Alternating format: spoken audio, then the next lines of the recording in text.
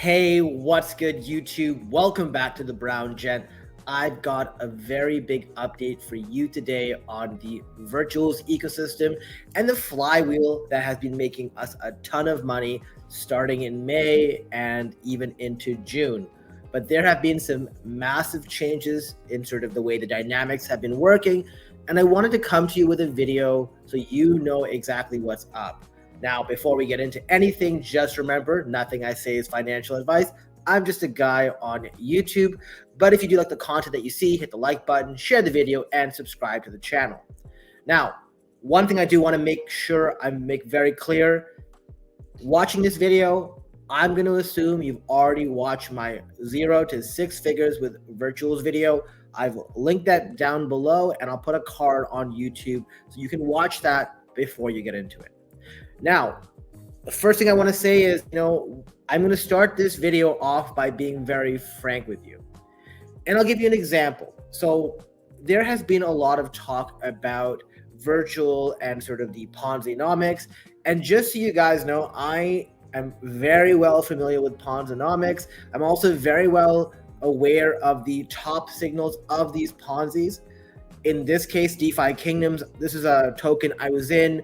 Sold Jewel, not at the high point, which is around $23, $24, but I ended up selling around 21, the majority of it, bought back in when they had a sort of avalanche expansion, sold again, and then sold once again when it went to 85 cents at the end of 23.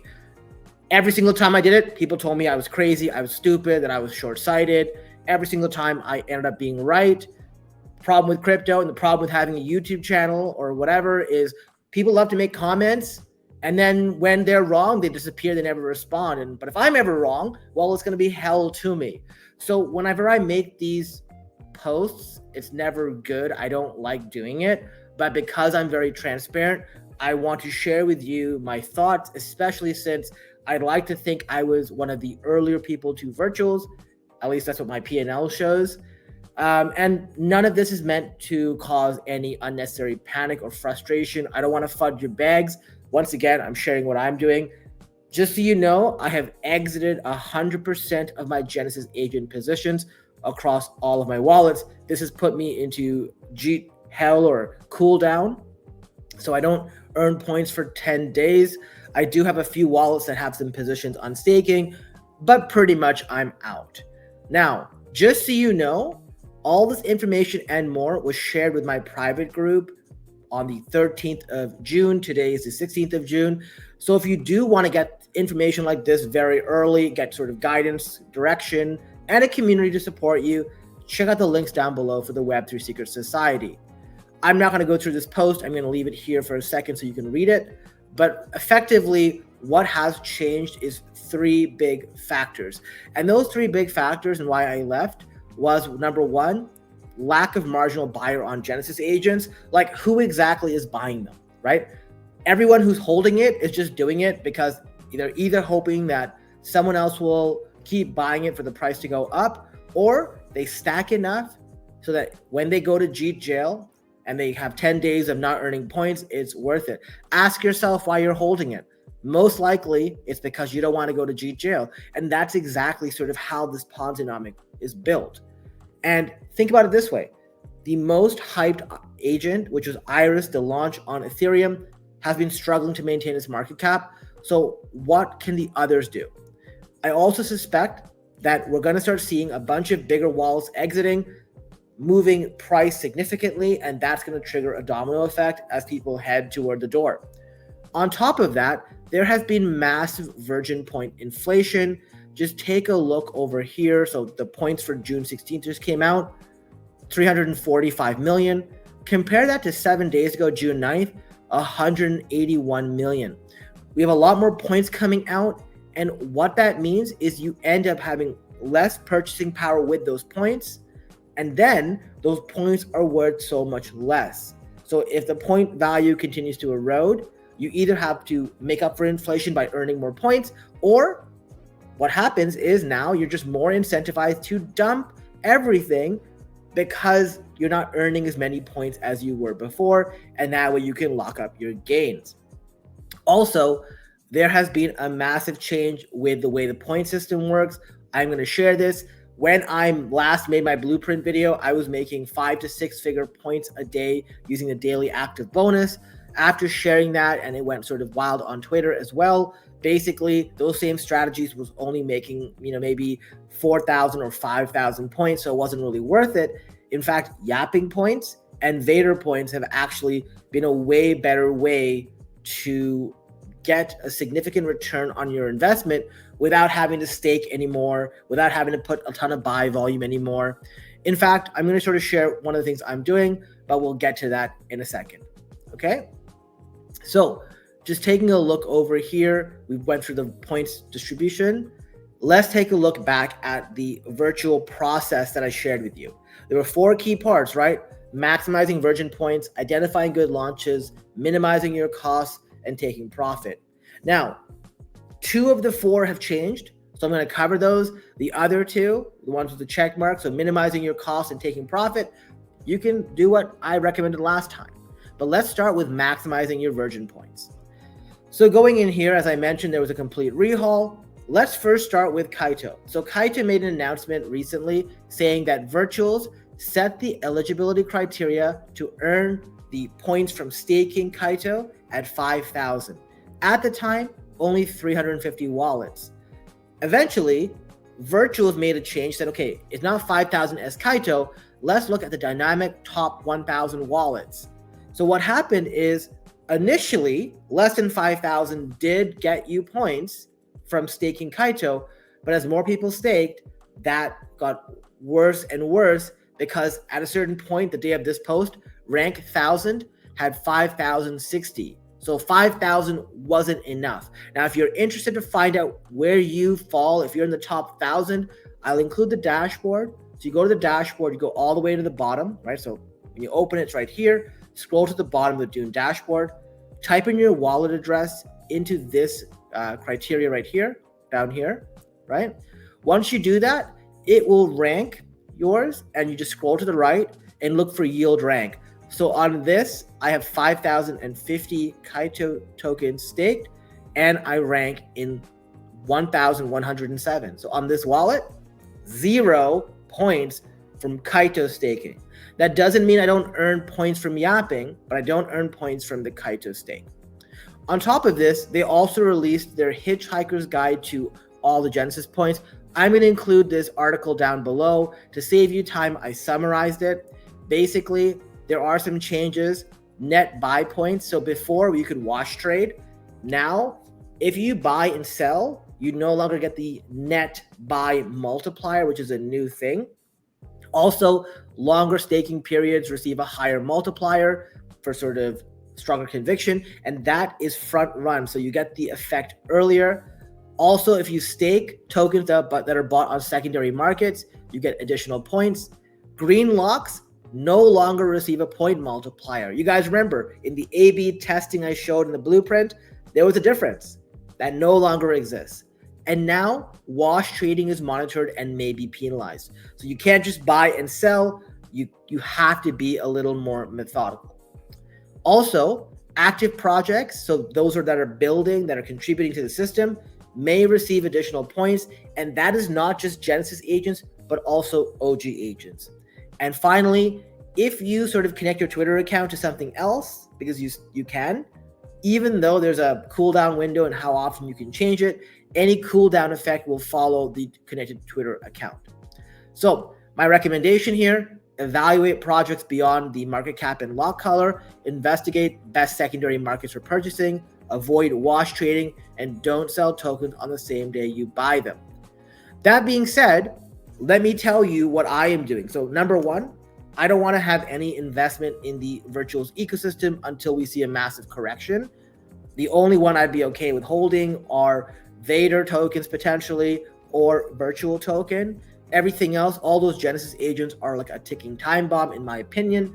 It may not happen today, it may not happen next week, but I do believe it's coming because literally the way I sort of spelled it out was, if you are in a game where everyone is winning and there's a 5% rake or tax, who is losing? And that's what people don't understand. The money is coming from somewhere. It's a closed system.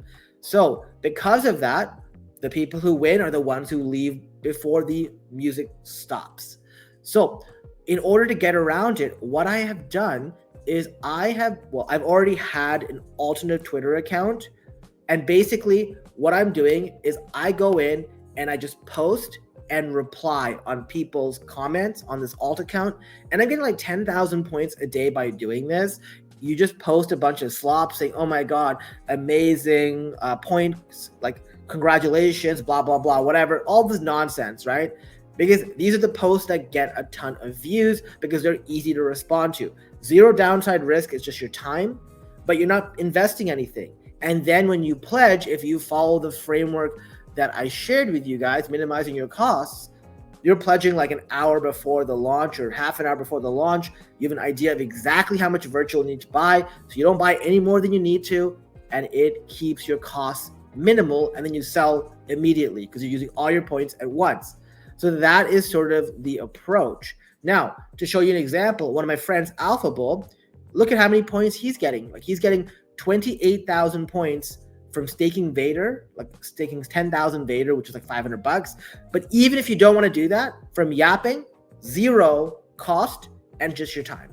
So 20,000, all you got to do is just keep posting about virtual, and more likely, and what I've been seeing is the more you respond to others, like 150, 200 replies a day, you can get 10,000, 20,000 points. So that's sort of the way that I'm choosing to approach this. In fact, I've created multiple more Twitter accounts just in case there's a sort of cool down so that I can basically keep earning points without the investment. Obviously, as usual, this will likely change in the future, but for now it's good.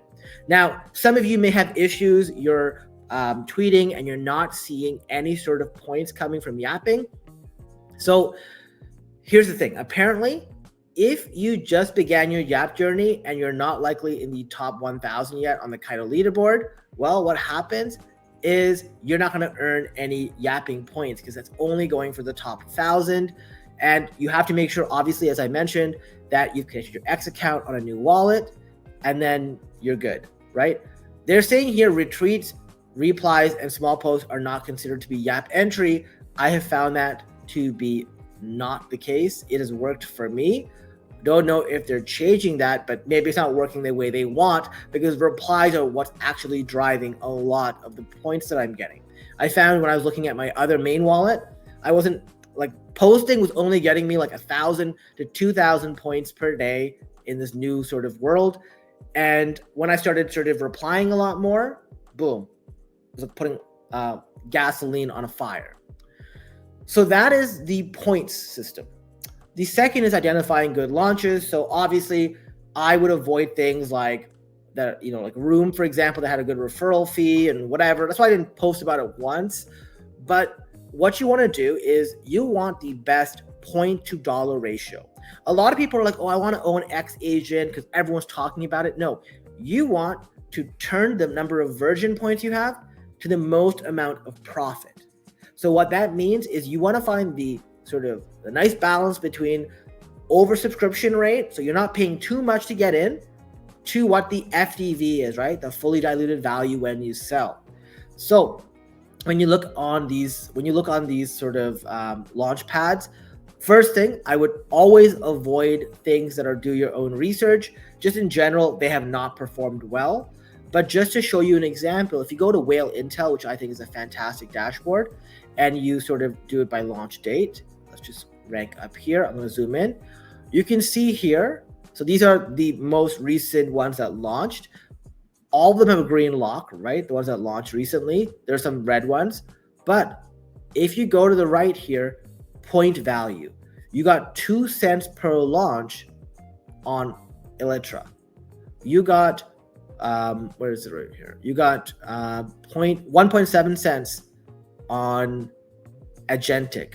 Compare that to Baby. Where's Baby? Babysitter. It got less than half a cent per point. So this is why you really want to make sure you're not going for overhyped launches, but decent subscription rate, like between 100 and 300 at this point with a green lock, not DYOR. And then basically, because obviously they can rug or whatever, but basically you do that and obviously just cash out. And that's basically it. So I would look at that and figure it out. Don't rely on Twitter signaling. Like everyone's talking about Room for the last like week or 2 weeks, and now it's getting downgraded. I'm like, look, I didn't post a single time about Room because I thought it's bad. Now I thought Babysitter would do a lot better. The inflation didn't help. There was a massive influx of points. So it jumped from 200 to 800% oversubscribed, which basically divided the price by 4. So it didn't work out so well. And this is why I always recommend doing it as late as possible. Now, hope you guys enjoyed this video. This is the latest update on sort of virtuals. I truly believe yapping is a new meta, especially when we are in a period of time where I do expect there to be a massive correction in these Genesis agents. Like I said, I'm not guaranteeing it. It's just something to be very wary of. I've already realized a lot of my profits. Most people haven't. And at some point, they're going to want to. So just be aware of that. And the best route, the sort of low investment route, just your time, is yapping. So with that being said, hope you enjoyed the video. Like, share, and subscribe. And I'll see you next time. Bye.